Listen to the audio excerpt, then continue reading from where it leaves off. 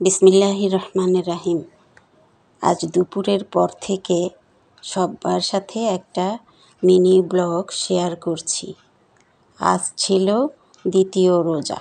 সেহরির পর নামাজ পড়ে ঘুমিয়ে পড়েছিলাম। এক ঘুমে জেগেছি প্রায় 11টার সময়। এরপর বিছানাটা গুছিয়ে ডাইনিং টেবিলটা মুছে হালকা ক্লিনিং করে ঘরটাও মুছে নিয়েছিলাম।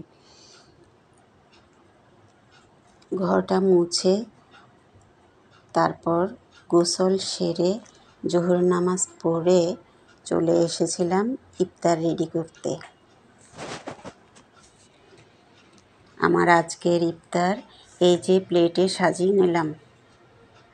আসসালামু আলাইকুম সুপ্রিয় দর্শক শ্রোতা, আপনারা সবাই কেমন আছেন? কাছে দূরে দেশ ও দেশের বাইরে যে যেখানে আছেন, আশা করছি সবাই খুব ভালো আছেন। আমিও আল্লাহ পাকের অসীম রহমতে ভালো আছি।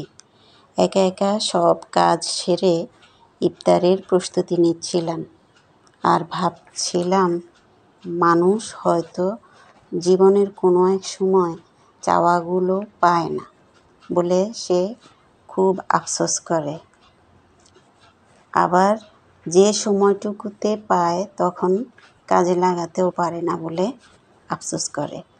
আমার জীবনের সকল পাওয়াগুলো আমি যেন সকলের মাঝে ভাগাভাগি করে উপভোগ করতে পারি, কাজের মাঝেই যেন আমি থাকতে পারি।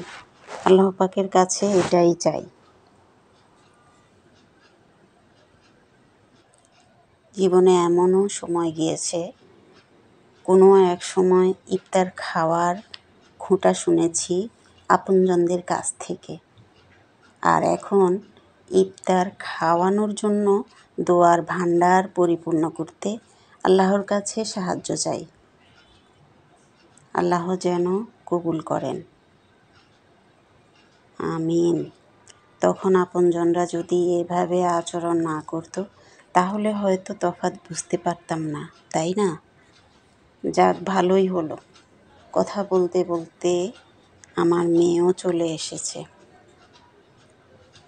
ওর আব্বুর অনেকগুলো শার্ট আয়রন করেছে, অনেক দিন পড়েছিল এগুলো। আজ অনেক বড় একটা কাজ সমাপ্ত হয়েছে। কয়েকদিনের জন্য অন্তত এবার রেস্টে থাকা যাবে।